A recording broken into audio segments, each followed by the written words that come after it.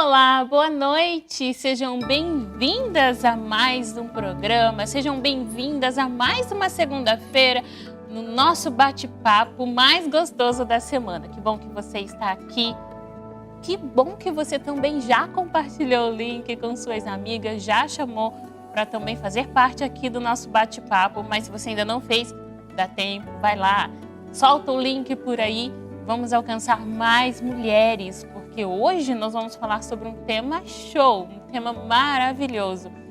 Mas antes, boa noite, Faíla. Boa noite, Raquel. Boa noite a todas as nossas amigas. Sejam muito bem-vindas. Mais uma segunda-feira abençoada, com muitas bênçãos. E a maior bênção é a sua companhia. Nós estamos muito felizes de você estar aqui mais uma segunda-feira. E para você que está chegando aí, caiu aqui de paraquedas, opa, que programa é esse? Que live é essa? Aqui nós conversamos e você vai ver aqui no canal, te convido a olhar todo o nosso conteúdo. Nós conversamos sobre um montão de assunto para cuidar da nossa saúde emocional. Por isso que a gente está aqui todas as segundas-feiras com a nossa psicóloga Faíla Tomé. E aí você pode segui-la nas redes sociais, @Faíla Tomé com TH, né? Exatamente, no Instagram, @Faíla Tomé com TH. A gente está sempre comentando, conversando e trazendo novidades.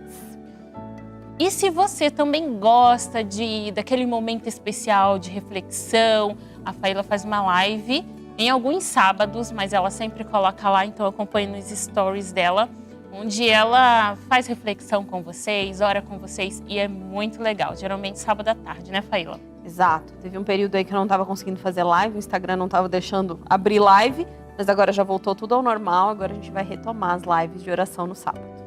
Legal. O tema de hoje é sensacional. Eu quero saber só uma coisa, quero que vocês respondam aí no chat pra gente uma perguntinha antes da gente convidar aqui as meninas, a menina linda Natália, que hoje vai estar com a gente no TGW. E a pergunta que eu quero colocar aqui para vocês, para ver as respostas de vocês aqui no chat, é a seguinte: você conhece alguém que parece viciado em negatividade? Você já viu? Já viu, Faíla? Já! Você lembra que tinha um desenho antigo? Que tinha um personagem que ficava assim, ó céus, ó vida, ó não sei o que, ó não sei o que lá.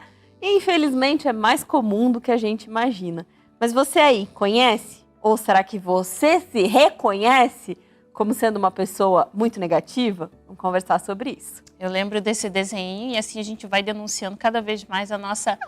Aqui não tem jeito, juventude. Raquel. A gente, toda vez a gente fala alguma coisa que a gente entrega a idade. Tenho certeza que todo mundo aqui já sabe do que a gente está falando, né? Vocês fazem parte aqui da nossa juventude.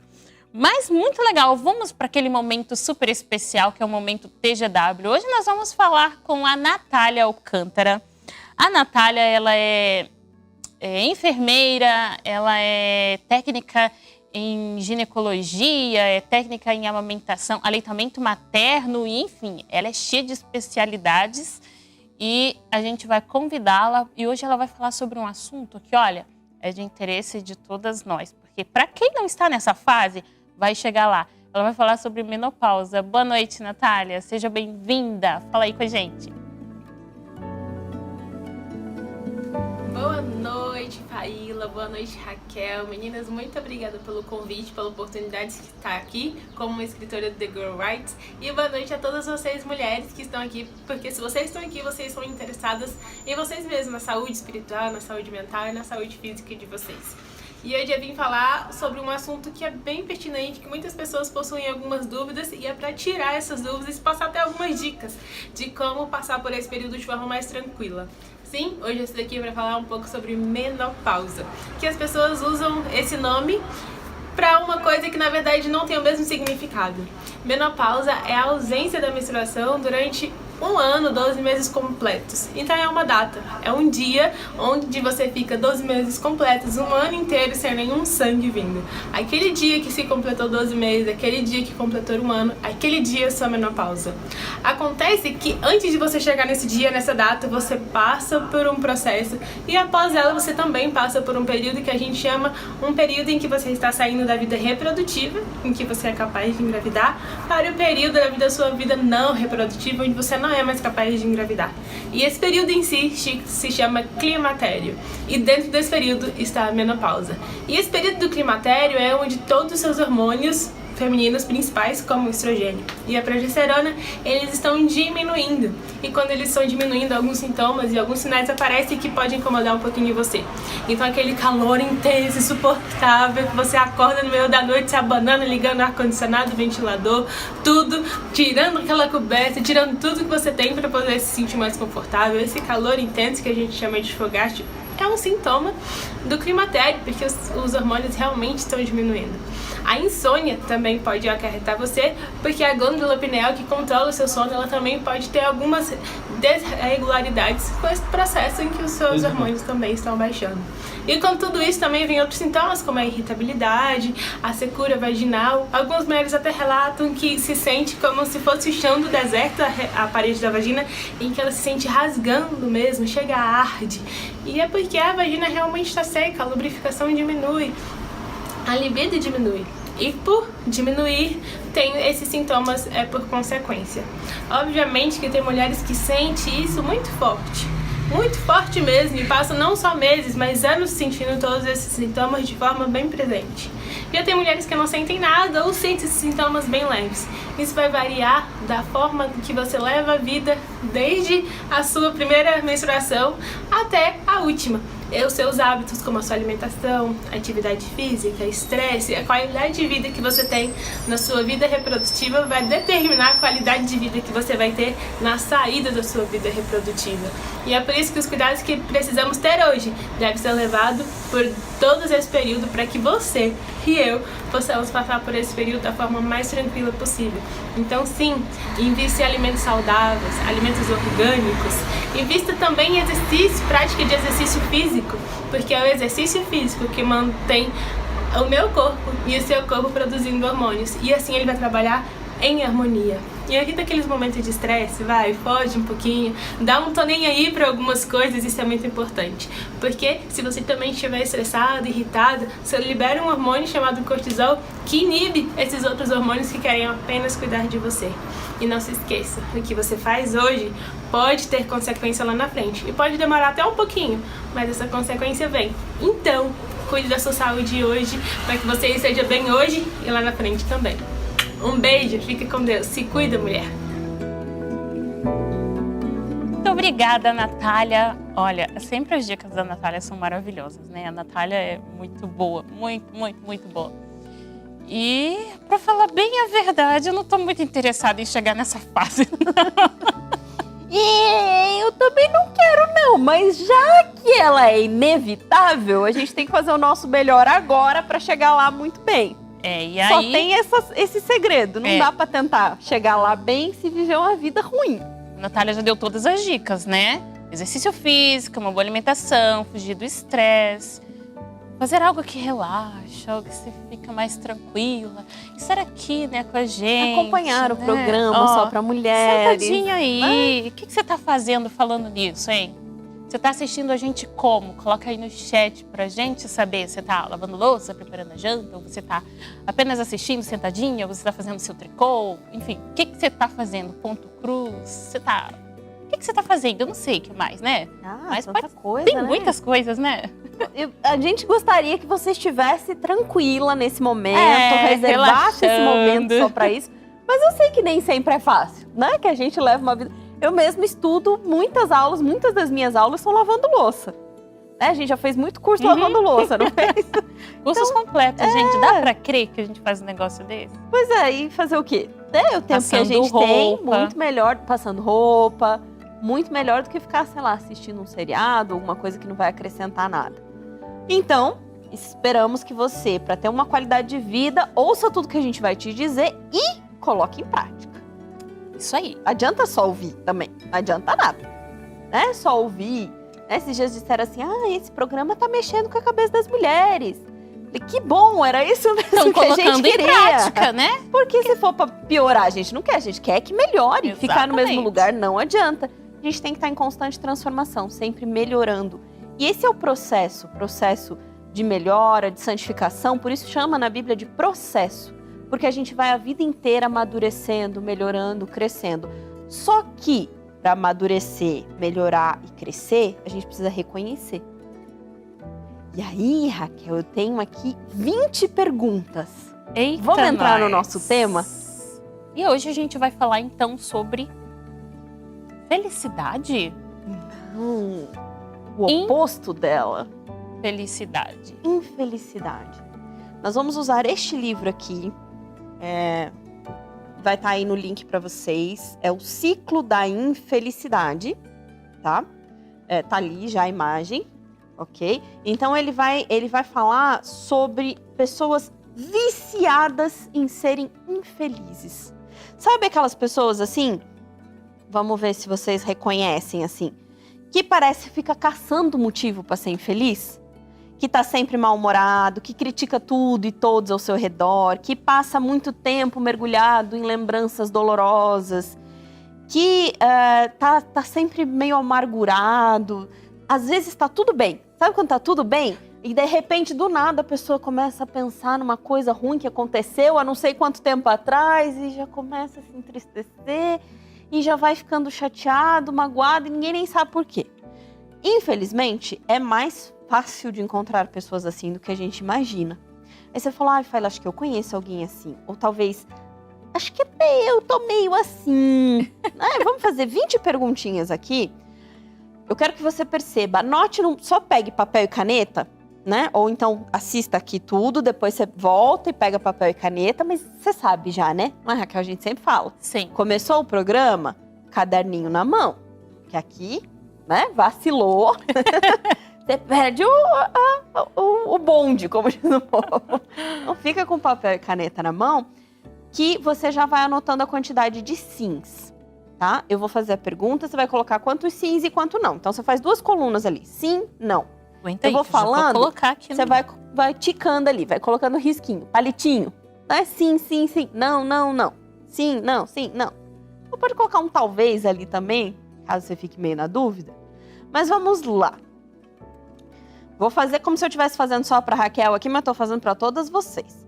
De manhã, quando você acorda, seus primeiros pensamentos são pessimistas? 2. Se alguém diz bom dia, você pensa, o que tem de bom nesse dia? 3. Você frequentemente se sente inferior aos outros? 4. Você acha necessário reclamar com amigos, familiares e até com estranhos sobre pequenos aborrecimentos da sua vida? 5. Quando você entra em uma sala, repara imediatamente o que há de negativo ali? As falhas na decoração, a poeira no parapeito da janela? Você viu se alguma coisa aqui está torto, fora do lugar? Será? 6. Quando conhece novas pessoas, você imediatamente repara nos traços negativos delas? 7. Você começa a maioria das suas conversas com reclamações? 8. Você tem uma coleção de ressentimentos contra pessoas e instituições? 9. Ao falar sobre os traumas da sua vida, você inclui mais detalhes do que o necessário ou então exagera para impressionar o ouvinte? 10. Você dedica à pessoa e a instituições mais tempo, energia e dinheiro do que pode arcar? 11. Você não consegue apresentar seus direitos em seus relacionamentos por não querer ferir ou ofender os outros? 12. Você hesita em declarar suas preferências aos amigos e familiares e depois alega que eles não têm consideração para com você quando não suprem as suas necessidades? 13. Você aceita comportamentos inaceitáveis e tolera o intolerável? 14. Você duvida da sinceridade das pessoas? 15. Você se compara com os outros de modo desfavorável? 16. Você convida as pessoas para se aproveitarem de você? 17. Você tem uma necessidade intensa de simpatia e atenção? 18. Você já desejou poder parar de pensar de maneira tão crítica a respeito de si mesmo e dos outros? 19. Você já tentou seriamente ser mais otimista? E 20. Quando não conseguiu, você tentou outra vez com mais empenho? Essas perguntas, depois vocês voltam, vão ouvir elas novamente, com papel e caneta, carinho, e uma dose, assim, bem grande de sinceridade. Porque essas não são perguntas que nós responderíamos a alguém, são perguntas que a gente responde só para nós mesmos. Ou, né, às vezes na terapia, né? Você ficou feliz com o resultado aí, Raquel? Eu não sei se é para eu ficar feliz. Então, deixa eu só explicar assim. Mas assim, quanto maior a quantidade de sims, mais apegadinho à infelicidade nós estamos. Ah, tá. Então eu tô com mais não. Opa, a Raquel quis falar aqui, não tem problema, eu nem ia perguntar. Mas deu mais não do que sim? Deu um sim, um talvez e 18 não. Tá bom? Mas olha como é terapêutico esse nosso programa, gente. Que coisa aqui, maravilhosa. Tá tudo ali, Tá vendo? Tá tudo ali, certinho. Eu fui respondendo assim. Não, você tem que responder assim mesmo. Sendo bem sincera. Exatamente.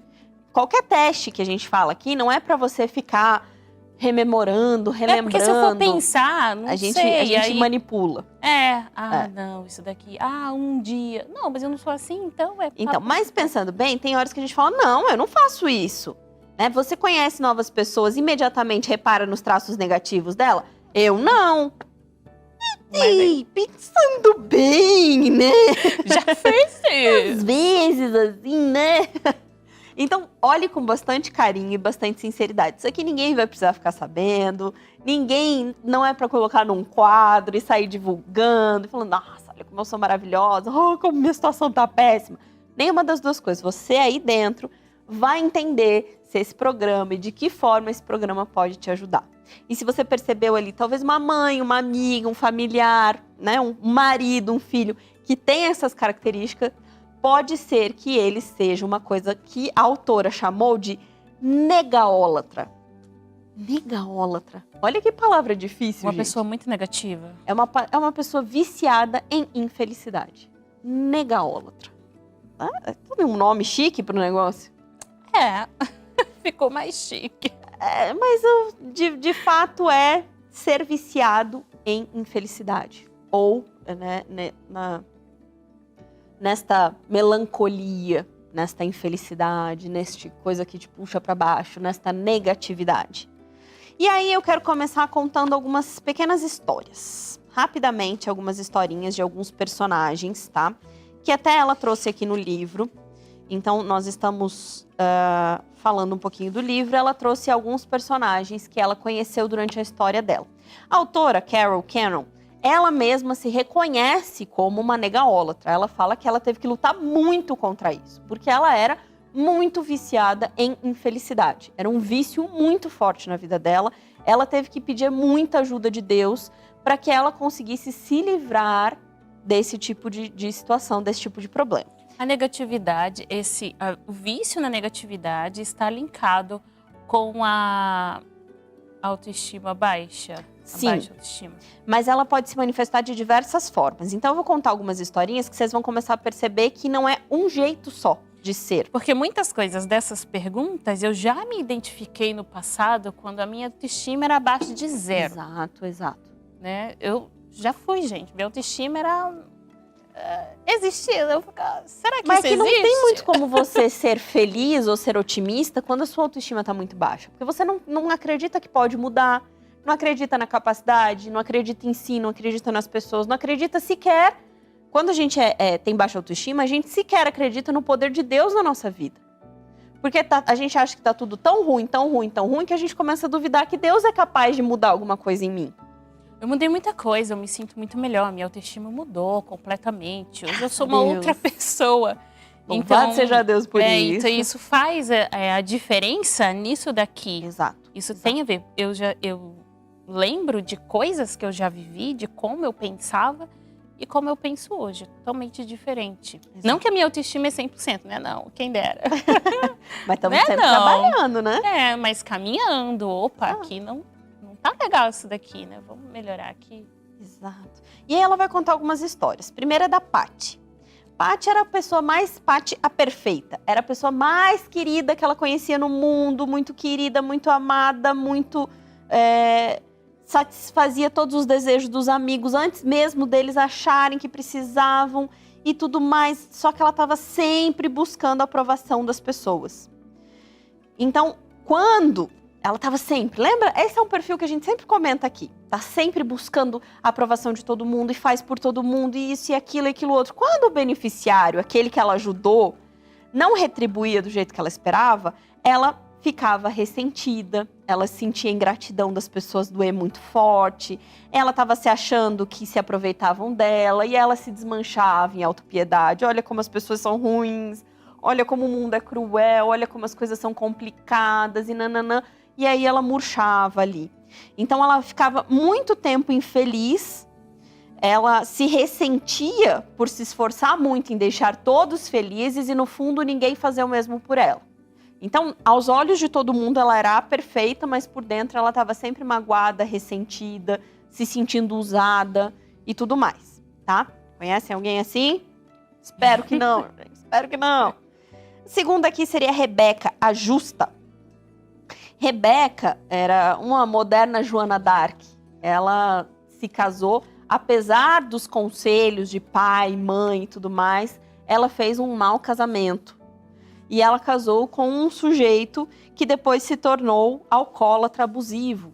E ela voltou para a igreja depois de muito tempo. Então só ela sustentava a casa, ela cuidava da casa, dos filhos e tudo mais. E o marido não levantava uma palha, era alcoólatra, ficava agressivo. E ela acabou se tornando uma mártir. Então todo mundo via ela como, nossa, tadinha dela, tadinha dela. E ela ficava naquela posição de, nossa, tadinha de mim, né? Olha que sofrimento, como a vida é cruel comigo. Então ela estava sempre nessa postura. Nunca tomou nenhuma atitude para desfazer aquele relacionamento, para mudar alguma coisa. Tratava o marido de uma forma que até às vezes mantinha ele naquela situação em que ele estava. E aí as filhas também foram crescendo, acreditando que aquilo era saudável, que aquilo era normal. E acabaram tendo relacionamentos também muito abusivos. Então ela era a mártir, né? A coitadinha. E era assim que ela se sentia o tempo todo. Cada vez que as pessoas olhavam para ela e falavam, tadinha dela, mas essa irmã tão sofredora, né? Lutando para fazer tudo sozinha, tanana. E aquilo alimentava dentro dela um certo prazer na negatividade. Então ela vivia afundada ali naquela negatividade e reforçando isso. O outro era o desesperançoso Harry. O que era o Harry? Harry perdeu a mãe muito cedo, ele tinha 9 anos, e aí ele tinha uma madrasta muito ruim, que humilhava muito, que tratava muito mal, ela já tinha mais 3 filhos, e falava tudo quanto é tipo de absurdo para ele. Ele também tinha dislexia, então ele cresceu ouvindo todo tipo de bullying, de pessoas caçoando e tudo mais. Então ele estava sempre se sentindo abaixo, sempre se sentindo insuficiente, sempre se sentindo sem esperança de nada, que nada vai mudar, ressentido com tudo, tentando agradar e nada funcionava. E aí ele encontrou uma jovem chamada Marta, que casou com ele, que o amava, que tentava ajudá-lo, era uma excelente esposa. Só que todas as vezes que ela tentava incentivar e ajudar para que ele melhorasse, para que ele saísse daquela situação, ele ficava ofendido, ressentido, magoado. E aí ela tentou fazer de uma forma mais sutil, ele descobriu e ficou ainda pior. Então o casamento virou uma desgraça, porque ele achava que nunca poderia sair daquela situação, que nunca teria solução para ele, e que tudo que as pessoas sugeriam para ele era uma forma de ofendê-lo e de magoá-lo. Então ele estava ali sempre naquela... envolvido naquela coisa ruim que ele cresceu, sem o desejo de melhorar. Aí tem o outro, Roger, o Furioso. Roger foi um bebê que foi abandonado ao nascer, mas foi adotado por um casal que desejava desesperadamente ter filhos. Mas por mais que ele tenha sido escolhido por esse casal, ele sempre cresceu se sentindo rejeitado. Então, os pais, ele era filho único desses pais, os pais dele faziam de tudo por ele, só que colocaram nele todas as esperanças, as expectativas, como qualquer filho único, seja adotivo ou seja não adotivo. E ele tentava fazer o melhor para conseguir, mas ele não conseguia chegar nas expectativas dos pais. E ele percebia isso. E ele começou a se identificar com o fracasso. E aí ele foi se identificando como fracassado. E aí cada pessoa que tentava falar com ele, que tentava aconselhar ou dar um toque, alguma coisa assim, ele ficava furioso. Ele reagia com muita raiva, com ódio. Ele se sentia incompreendido. Ele se sentia menor que todos os outros. Então ninguém podia falar nada, que ele já acabava com a amizade, ofendia. Ele estava sempre num estado de fúria ali. Estava sempre a um passo, é o que a gente chama de pavio curto. Estava sempre a um passo de explodir. E aí, por último, a Gracie, a maravilhosa. Gracie era o que ela colocou aqui como esposa, mãe, membro da organização de mulheres, comprometida da Associação de Pais e Mestres, a rainha de todas as cuidadoras. Ela se fazia indispensável para todo mundo. Era maravilhosa, era uma santa, praticamente uma santa. Então, não importa o que na sua igreja, na sua comunidade precisassem, ela estava sempre à disposição. E ela fazia muito bem feito. Só que ela procurava fazer de tudo, fazia de tudo e mais um pouco, só que estava sempre com um discurso dramático. Vocês não sabem o que eu sofro, todo mundo abusa de mim. Aí ela foi lá, o carro dela estava cheio de varão de cortina para ela fazer a cortina da classe dos professores, do não sei o que lá. Ela comprou o tecido, fez a cortina, fez tudo, ia dormir 1h da manhã, acordava 4h30, mas estava o tempo todo assim... É muito sofrido e todo mundo abusa de mim e ninguém me respeita, ninguém me valoriza, essa tarefa é monstruosa, mas eram todas tarefas voluntárias que ela aceitou fazer. Os filhos dela olhavam e falavam assim, mãe, pelo amor de Deus, pare de fazer tanta coisa então. Não, é meu dever, eu preciso. Então era aquela que se sentia mártir, mas fazia, pegava tudo, fazia perfeito, mas ficava reclamando 100% do tempo. Você viu alguns personagens que passaram na sua história, nessas histórias? Todos nós reconhecemos algumas pessoas assim. Talvez até nós reconheçamos em histórias assim. E o que eles têm em comum? Então, quais são os fatores comuns dessas histórias que eu contei? São todos prisioneiros da infelicidade. São treinados a pensar e a agir de maneira derrotista, autoderrotista. São viciados na infelicidade e no martírio. Então ficam se martirizando, são infelizes, sentem-se valorizados no papel de vítima. Então aquele papel de vítima, ele cai muito bem. Eles só sabem viver assim, então eles continuam nessa vitimização constante. O que caracteriza esse martírio doentio, né?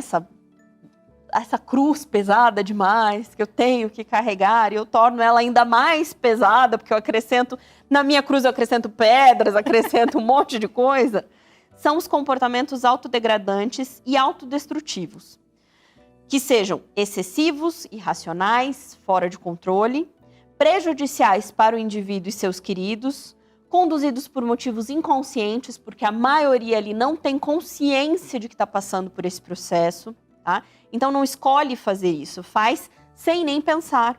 Repetidos mesmo diante de consequências negativas óbvias, mesmo sabendo que aquilo vai dar errado, que vai ser ruim, vai repetir e fazer a mesma coisa. Então assim, lembra que a gente falou que insanidade é fazer 1000 vezes a mesma coisa esperando um resultado diferente? Nesse processo é a mesma coisa. E esse martírio é a fonte principal de significado e identidade do viciado em felicidade.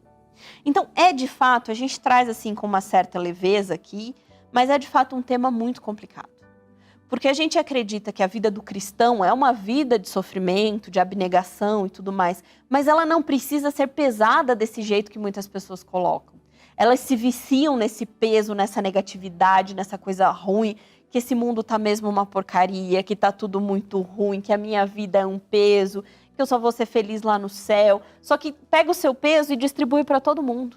Lembrei daquela historinha, daquele andarilho, já viu? Aquela Uhum. historinha que o andarilho tá na estrada, aí uma pessoa passa com um caminhão para ajudar, Uhum. aí ele sobe, mas ele sobe com a trouxa nas costas. Aí ele fala, mas por que você andou esse percurso todo em cima do carro, colocasse aqui na carroceria? Não, o senhor já me deu carona, eu ainda vou ter que levar.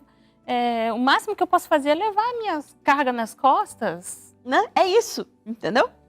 É exatamente isso. Você tá andando de carro, mas você quer carregar as suas tralhas nas costas. Ah, eu vou aliviar o fardo do motorista. Pro motorista, tanto faz. Se você põe nas costas, você põe no chão, você põe no porta-malas. Para ele não faz diferença. Quem tá carregando é o carro. Assim como para Deus.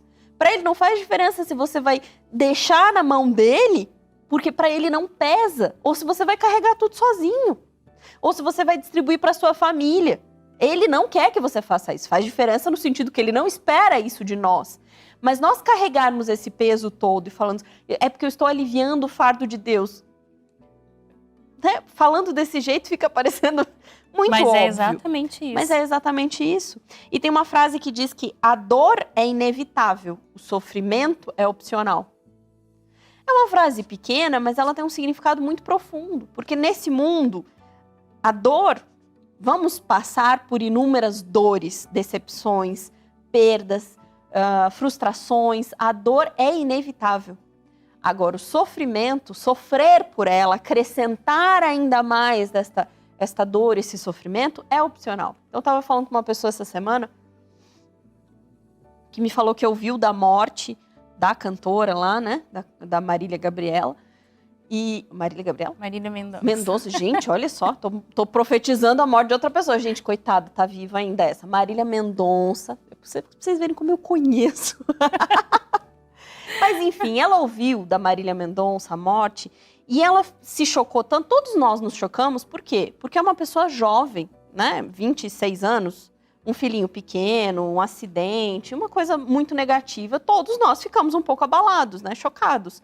Só que a pessoa trouxe aquilo para a vida, né? Se ela que é tão jovem morreu, eu também vou morrer. E aí já começou, e a mente começa a trabalhar em prol de você transformar aquilo que você recebeu numa coisa ainda mais negativa. Então, o fato é negativo. Você transforma aquilo numa coisa muito mais pesada, muito mais dolorosa. Você fala assim, nossa, se ela que tinha tudo, que não sei o que, tadinho do filho, e fica pensando e pensando, e se martiriza mais do que o necessário. Então, esse é o perfil do viciado em infelicidade. Mas o que de fato é o vício na infelicidade? Ele é como se fosse uma moldura que molda as nossas formas de pensar. Então, pensa num sistema de filtragem. Ele filtra tudo o que acontece na nossa vida, através do qual tudo parece negativo e sombrio. Então, pensem num filtro no sentido de filtro de Instagram, filtro de foto, né? Aqueles filtros que a gente aplica. Então, tem filtros que são super brilhantes, coloridos, e tem filtros que são mais sombrios. Ser viciado em felicidade é como se nós, na nossa mente, nós tivéssemos um filtro que deixa tudo muito escuro, tudo muito mais deprimente, muito cinza, perde a cor. Então, nós não, né? Espero já ter passado desta fase, as pessoas viciadas em infelicidade têm, de fato, esse filtro instalado. Então, tudo que chega para ela, seja bom ou seja ruim, ela já olha por esse viés mais escuro, mais deprimente. Por que é tão difícil da gente reconhecer ou diagnosticar uma pessoa viciada em infelicidade? Por que você acha que é difícil? Ai, boa pergunta. Se você perguntar para as pessoas assim, você é viciado em infelicidade? A pessoa, não, eu não. Imagina, que isso? A pessoa não sabe. Primeiro porque ela não vai nunca saber. Mas eu acho que pelo jeito, pelo que ela fala, pelo que ela... É fácil a gente identificar. Mas pelo ela menos mesma. Ela mesma é Difícil. difícil. Então tem Agora, 4 fatores. Externamente é fácil, fácil. de identificar por conta da negatividade que a gente já sabe. Nossa, fulano é tão negativo. né? Que chega Ela a parecer... reclama tem de tudo. Amanhece reclamando. que só parece não que tem uma reclama quando nuvenzinha na cabeça. Já viu, né? Parece que tem umas pessoas que têm uma nuvenzinha, assim, cinza em cima da cabeça. Então, um dia pode estar tudo lindo, maravilhoso, mas ela tá sempre com a nuvenzinha de estimação dela ali. Mas por que é tão difícil dela perceber a própria nuvenzinha? 4 pontos. Primeiro, porque ninguém quer ser infeliz. Você vai perguntar pra qualquer ser humano, você quer ser infeliz? Raquel, você quer ser infeliz? Não, ninguém quer ser infeliz, né? Os viciados em infelicidade não gostam de ser infelizes. Você gosta de ser infeliz? Lógico que eu vou dizer que eu não gosto. Por dentro eu tenho algo que me retroalimenta. Mas eu não posso dizer que eu gosto de ser infeliz. É divertido ser infeliz? Não, não é divertido ser infeliz. E na maioria das vezes, essas pessoas cresceram em lares em que elas tiveram ali um exemplo de pessoa infeliz e elas juraram de pé junto, como a gente diz, né? Que não seriam daquele jeito. Eu jamais vou ser igual a tia Maricota. Não, Deus o livre ser igual a tia Maricota. Nunca vou ser assim. Então, a pessoa sempre olhou aquele perfil e falou, não quero ser assim, não serei assim. E acaba sendo, acaba se tornando, se transformando naquela pessoa. Então, o que é de fato, para aqueles que não reconheceram antes, mas estão começando a reconhecer agora, que talvez tenha aí dentro alguns sintomas de vício na infelicidade, quais são os fatores básicos? Primeiro, evitar tudo que seja positivo ou prazeroso. Então, você tem um mecanismo de evitar, que a gente chama também de anorexia de prazer, que é sentimentos positivos, coisas boas. A pessoa sempre está dizendo não, recusando movimentos que podem trazer coisas boas, mesmo sem perceber, tá? Ah, me convidaram para sair com os amigos. Vai ser uma conversa agradável, vai ser muito legal. Não, eu vou ficar porque eu não quero ser feliz. Ninguém faz isso conscientemente. Você fica assim, ah, mas preguiça, ah, mas eu vou ter que sair de casa, ah, mas não sei o quê. Dá inúmeras desculpas para se manter naquele negócio. Depois todo mundo riu, conversou, se divertiu. Você olha lá nos stories de todo mundo e você fala assim, poxa, ninguém nem sentiu minha falta, ninguém nem me convida. As pessoas te convidam 50 vezes, 49 vezes você diz não. A pessoa vai ficar te convidando? Não vai. Aí depois você fala assim, poxa, ninguém me convida mais pra nada. Ou então te convidam, você vai de cara feia, você reclama da comida, reclama do jogo que escolheram, reclama do filme, reclama do passeio, reclama de tudo. Né? Fica difícil. Ai, vamos sozinho, porque fulano só reclama. Acaba com a nossa diversão. Acho que ele não gosta da gente, então deixa ele em casa. Buscar de maneira inconsciente a crítica, a traição, a rejeição, a culpa. Qualquer coisa negativa ou dolorosa. Então, todos nós temos na nossa vida coisas negativas e dolorosas. Mas a pessoa que tem esse perfil, ela busca valorizar aquilo. Dar um viés muito. Então, eu conheci uma pessoa que ela cresceu, infelizmente, sem pai e mãe por perto. Então, tudo que ela falava da vida dela, ela falava assim, porque eu não tive pai, então por isso eu sou assim. Porque eu não tive pai, então... Não, mas você é mais feliz porque você teve o pai presente, eu não tive pai. Então, tudo parecia que a falta do pai... Óbvio que a falta do pai fez falta, sim. Mas dali pra frente ela escolhia romper com esse ciclo. E não, ela utilizava esta coisa como um movimento para que as pessoas ficassem ao redor dela, nossa, tadinha dela, e justificassem toda a imaturidade da vida dela. Então, eu não tive pai presente, então por isso eu sou assim. E isso ia justificando e impedia ela de crescer. Dar significado negativo a eventos neutros ou até mesmo positivos. Então, qualquer notícia boa, você já começa a pensar como aquilo pode se tornar uma coisa ruim. Né? A amiga te falou assim, tô grávida. Você fala, nossa, coitada. Mal sabe ela o que vai enfrentar e não sei o que. Agora ela não vai mais ter tempo pra mim. A gente nunca mais vai sair junto, porque agora vai ser só trocar fralda e não sei o que. Só esse papo chato de maternidade. E você transforma coisas boas ou neutras em coisas negativas. Ficar preocupado com insultos presentes e passados. Porque uma vez me criticaram dizendo isso, isso e isso. Porque me disseram isso, então não vou fazer mais nada, porque só me criticam, porque não sei o quê, porque não sei o que lá.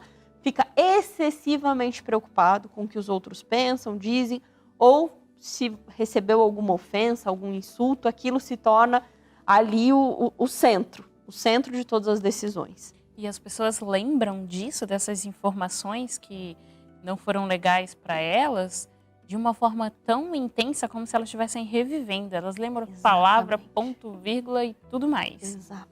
Exatamente. Assim como a gente falou, né, na semana passada, quando a gente falou das dores emocionais, que a gente falou do ressentimento, que é ressentir, é sentir tudo de novo. É como se aquilo ali tivesse muito vivo e muito presente, e todo o efeito nocivo que aquilo traz começa de novo. Aí a pessoa, automaticamente, o sistema dela fica para baixo, cortisol, adrenalina, e ela já fica se sentindo mal novamente.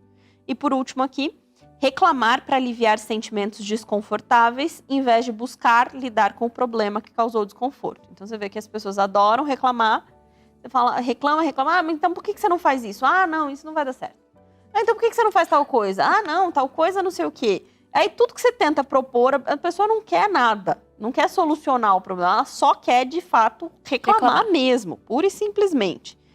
O que acontece com uma pessoa, quais as consequências? Não, antes das consequências, como é que você pode transformar o seu filho num pequeno viciado em felicidade? Sabia que você pode transformar seu filho, seus filhos? Sim, você estava falando, eu estava me lembrando que um dia desse eu falei, né, pro DH. Falei pra minha mãe, não sei pra quem, alguém da minha família. Eu falei assim, gente, mas esse menino chora o tempo inteiro. Mas, caiu uma gota do céu. Tá chorando. Você chora demais, é o dia inteiro. Você só não chora quando você tá dormindo. Qual é o teu problema? Eu dizendo, né? Mãe, eu vou dizer, acho que foi com a minha mãe. Qual é o teu problema, criatura? Acho que se eu ficar falando o tempo todo pra ele, você chora muito, para de chorar. O que é isso? Não reclamão, que tudo tá ruim, nada tá bom. E de fato ele chora pra caramba. Mas ele chora. Fato, ele só quase não chora porque quando ele tá dormindo. Porque ele ainda não tem estratégias e ferramentas para lidar com essas emoções que estão ali muito afloradas. Dizer que ele chora não é dar ferramentas para ele lidar com aquilo. Né? É só fazer uma constatação. Aí ele fala assim, então eu não posso chorar, eu vou fazer o quê? Não sei. Então não tá bom do jeito que tá, não sei o que fazer, eu não consigo satisfazer a expectativa dos outros, aí começa o processo. Né? E é muito fácil eu falar isso pra você, até que eu tenho um chorão resmungão em casa. Que fica resmungando o tempo todo, e eu fico chateada que ele resmunga 100% do tempo. Né? Por quê? Porque ele ainda, infelizmente, ele ainda não fala, está no processo, no aprendizado, então ele não consegue expressar o que ele quer. E aí ele fica resmungando. Mas a gente fica nervoso e fica apontando o dedo, porque o menino tá resmungando. Então é fácil a gente, né, cuidar do filho dos outros. É muito mais fácil cuidar do filho dos outros. Mas vamos lá, como é que a gente transforma os nossos filhos em mini viciados em infelicidade? Então, seja modelo de ansiedade e negativismo para o seu filho, enquanto ele ainda for jovem, né? Mostre todo o negativismo do mundo, seja sempre ansioso. Deixe de demonstrar um conjunto saudável de limites, ensinando assim a automaticamente se fazer de vítima. Então, não dê limites, né? Vai transformá-lo num pequeno viciado. Seja física e psicologicamente abusivo e negligente. Então, não dê as coisas, critique tudo, seja negligente, ele tem certas necessidades, não dê. Quarto, comece a sabotar a autoestima, fazendo-o passar vergonha. Então, fale dos defeitos dele na frente de todo mundo, na frente dele. Ah, porque esse menino aqui, isso aqui não presta, não. Ah, o irmão é maravilhoso, especial, espetáculo. Mas isso aqui não presta, não. Né? Isso aqui, nossa, menino, que horror, essa nota, que nota é essa? Na frente de todo mundo, dê um grito assim, fale, que nota é essa? Que vergonha! Você nunca faz nada que preste, né? Faça isso, aí você vai ter um mini viciado aí. Espere que ele ocupe o segundo lugar em relação às obsessões, compulsões e vícios dos pais. Ou seja, coloque seu celular na frente, coloque sua compulsão alimentar na frente, coloque sua compulsão por trabalho na frente dele, coloque todos os seus vícios, paixões e compulsões à frente das necessidades dele. Nisso, pronto, você fez esses 5 critérios, você já estragou. Conseguiu estragar uma criança e transformá-lo num mini viciado. como nós estamos usando do recurso da ironia aqui, por favor, façam o oposto de tudo isso, tá? Estamos só mostrando o que pode acontecer, né? E quais os resultados que a gente pode ter, quais as consequências que um viciado em infelicidade pode ter na sua vida. Se colocar para baixo sempre, então tá sempre a baixa autoestima, sempre se colocando para baixo, sempre se ofendendo, se insultando, usando palavras negativas a si mesmo, chamando a atenção, então chamando a atenção de forma consciente ou inconsciente, ele tá sempre resmungando, né? Lembra aquela conversa que a gente teve aquele dia? Ai, Raquel, você não sabe do problema que eu tive. Ah, menina, você não sabe o meu problema. Então tá sempre ali, chamando a atenção de forma negativa e passando mal e sempre reforçando as atitudes ruins que acontecem. Melancolia e desespero, então a pessoa entra numa fase de desespero, não sabe o que fazer, recusa-se a aceitar tratamento e qualquer sugestão que seja oferecida a ela. Então ela entra num looping de achar que nada nunca vai dar certo, que a vida dela é aquilo mesmo e que nada vai acontecer, que nada vai ser bom e nananana. Autossabotagem, se isolar, se sentir magoado, assustado, nada que possa ajudar a pessoa a se aproximar, ela vai se afastando cada vez mais de qualquer coisa. E principalmente a indecisão, né? Não tomar a decisão de mudar, de ser feliz de fato. E aí aqui diz que se isso é um vício, ela compara como se fosse a bebida, né? O vício da bebida. Então como é que você coloca a rolha na bebida para não abri-la mais? Então o que você tem que fazer para parar de entrar no vício, né? Você, sempre que puder, deixe de lado toda e qualquer oportunidade de reclamar. Então vamos lá. Como que a gente para o vício, meu povo? Se você se sentiu viciado, tem alguém aí na sua casa viciado na infelicidade, vamos tampar essa garrafa, mas nem um gole desse negócio. Vamos, abstinência total ao vício da infelicidade. Chega de beber da fonte da infelicidade. Dieta de infelicidade. Como faz isso? Sempre que puder, deixe de lado a oportunidade de reclamar. Ao invés disso, comemore seu progresso. Escolha uma interpretação positiva. Então, tudo que chegar até você, vem primeiro uma coisa negativa, você bloqueia ela e pensa assim, vamos interpretar isso de uma forma positiva, tá? Conceda o benefício da dúvida a outra pessoa. Então, você lembra das nossas conversas, que a gente falou das conversas internas? Então, pare de achar coisas que você não tem certeza e dê o benefício da dúvida. Antes de chegar a conclusões, faça a verificação da realidade dos fatos. Deixe que a pessoa fale, não que a sua cabeça fale por ela. E evite analisar pessoas e circunstâncias em demasia. Então, pare de ficar tentando analisar tudo e todos ao mesmo tempo e o tempo todo. Então, Faíla, se eu não posso mais reclamar, eu não posso mais compartilhar nada com ninguém? Seria isso, Raquel? Se tem alguma coisa ruim, eu não posso mais contar nada ruim pra ninguém? Não é bem assim. Qual é a diferença entre compartilhar e reclamar? É diferente. Eu vim compartilhar com você que hoje eu estava passando perto da cama e dei uma topada, machucou meu dedinho. Hoje eu machuquei o meu dedinho, estava passando perto da cama, machuquei meu dedinho. Por isso que hoje eu tô sem sapato, por exemplo.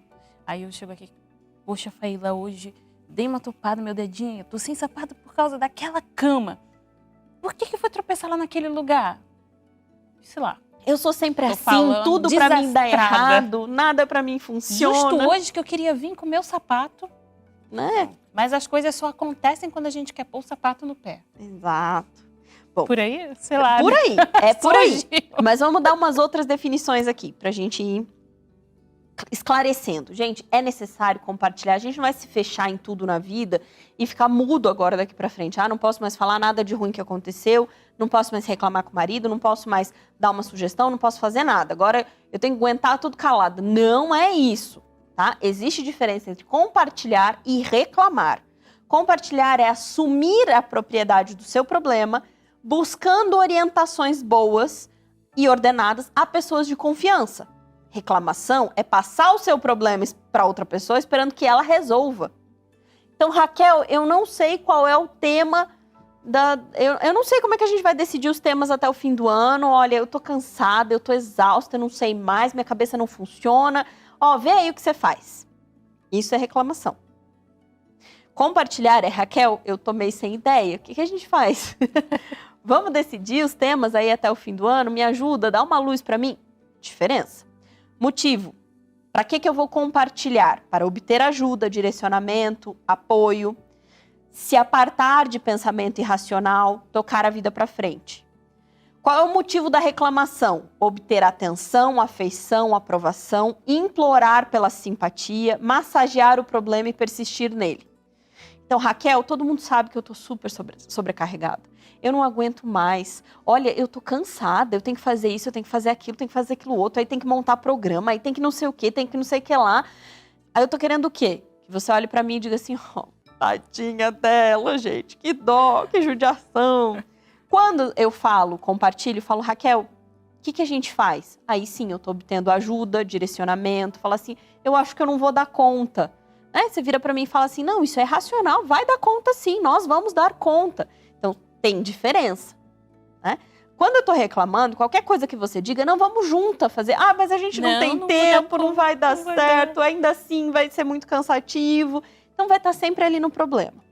Comportamento do compartilhamento, o comportamento é assumir a responsabilidade, então, sei que a responsabilidade é minha, experimentar sentimentos enquanto compartilha, engajar-se numa catarse, por exemplo, chorar, sentir o que está acontecendo. Lembra que a gente falou bastante nos 2 últimos programas sobre os sentimentos.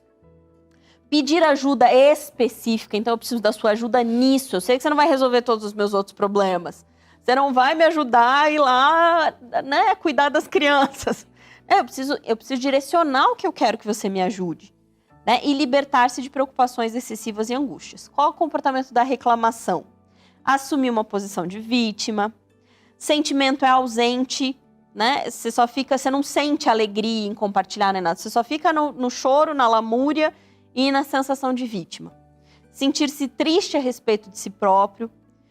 Pedir verdadeiramente uma insinuação, sabe? Você não pede, você fica insinuando coisas, você fica, porque, né? Se alguém pudesse me ajudar com isso, ao invés de falar, olha, eu preciso de ajuda. Reciclar a infelicidade, então você mantém sempre uma infelicidade de reservinha ali. Então, se aquela se esgotar, não, Faíla, então pode deixar que eu faço tudo para você até o final do ano. Aí você tem que ter alguma coisinha. Não, mas você não sabe o que mais, eu tenho uma outra coisa ainda. Não. Então, qual é o resultado de você compartilhar? Alivia o estresse, aumenta a sua reserva de energia, te dá serenidade, paz, tem um plano de ação realista, livra da compulsão, liberta para perdoar, renova a confiança em si próprio e nos outros. E qual o resultado em reclamar? Ele dá um barato psiquiátrico, né? Ele dá aquela sensação boa, temporária, de se sentir bem reclamando. E aí você se sente pior ao invés de se sentir melhor. É um bem meio mal, uma coisa muito doida. O vício na infelicidade é reforçado e recompensado. Nada é resolvido, nada muda. Você desconfia da raça humana como um todo, tá vendo? Eu propus para Raquel me ajudar, eu fiquei aqui, ela não falou nada. Ela não me solucionou o problema. Autodúvida aprofundada, eu não sabia que eu não ia dar conta, sabia que isso não ia dar certo, sabia que essa responsabilidade não era para mim. Então, vocês conseguem entender? Deu para entender claramente? Qual é a diferença entre compartilhar e reclamar? Então, nós temos muito essa questão, né, de viver viciado na reclamação. E o que a gente precisa? Seguir a regra áurea, que parece loucura para um viciado em infelicidade. Qual é a regra áurea? Ama o teu próximo como a ti mesmo. Então não tem amor a ti, não tem amor ao próximo. O vício da infelicidade, ele corrói e come tudo de positivo que tem dentro da gente. Então não tem o amor ali. E aí a gente precisa, para se curar, precisa pedir ajuda a Deus. E Ele nos dá certas permissões, mas eu preciso aceitar essa permissão. Sabe quando você tem que acionar uns negócios lá? Tal aplicativo está pedindo permissão para acessar suas fotos. Você tem que dar essa permissão. Senão o aplicativo de edição de foto não vai poder editar suas fotos se você não permitir. Então o Espírito Santo quer trabalhar na sua vida, mas você precisa permitir. Quais são essas permissões? Permissão para fazer menos. Permissão para diminuir o ritmo. permissão para renunciar àquilo que não te faz bem, permissão para parar de empenhar-se exageradamente naquilo que não está levando a lugar nenhum, permissão para pedir ajuda, permissão para descansar e relaxar.